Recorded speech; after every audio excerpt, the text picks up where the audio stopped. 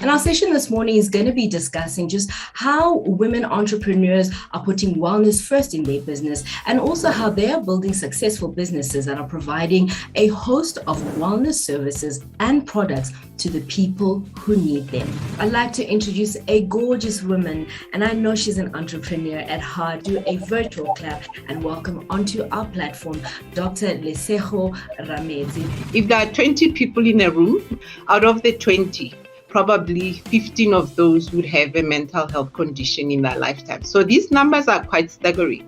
So, and it really casts a spotlight on the importance of really taking care of our mental well-being.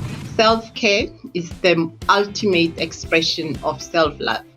We cannot care for others if we cannot take care of ourselves. We cannot even love others if we cannot love ourselves. So it really starts with ourselves. Something that as women entrepreneurs, you cannot give of your whole if you are not whole yourself. So it really starts with self. If there's a gift that we have been given from this, challenging time, is really the gift of appreciating our health and well-being. So health is the true wealth.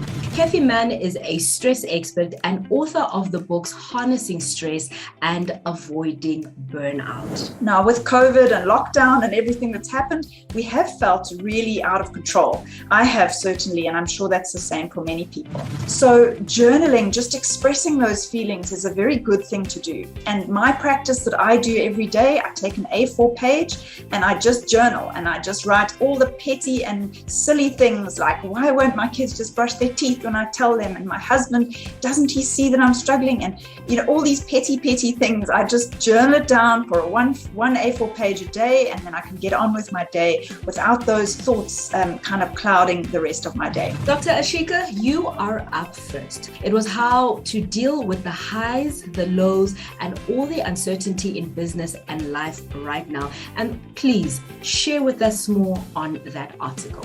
And really, it is about us embracing our emotions rather than pushing them away.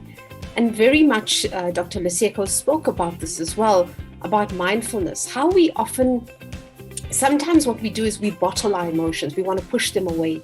And actually all it does is it's surfacing somewhere in the subconscious. If you allow your emotions to ride through you, you've actually got to endure them for 90 seconds, because that is what it takes for the rise and the peak and the fall of the emotion.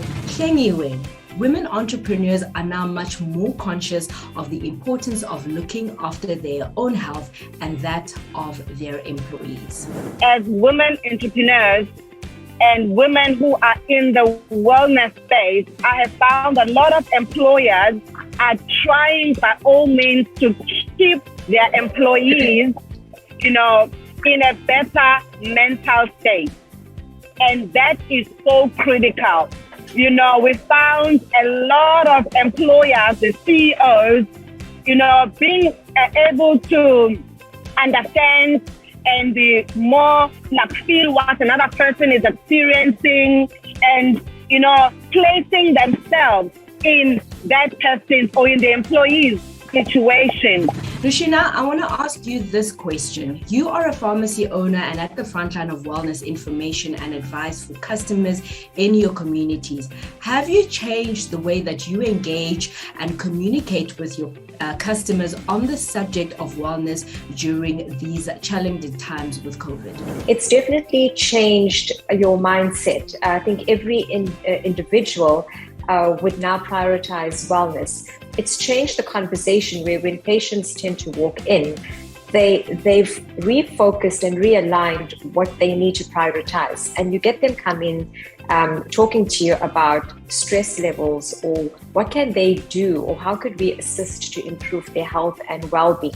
Whereas if I take this pre-COVID, it wasn't a very easy conversation to have with patients walking in. And something we need to keep in mind that as a female entrepreneur, you need to be very strong-minded. You are the role model for your employees. And it's important coming back to self-care, self-wellness, being aware of of what you're going through and what you're experiencing. And lastly, Stacey Jane, your brand is centered on encouraging people to be holistic, natural solutions to uplift their physical and well-being. Do you think consumers are becoming much more aware of tuning into nature's solutions? Stacey Jane?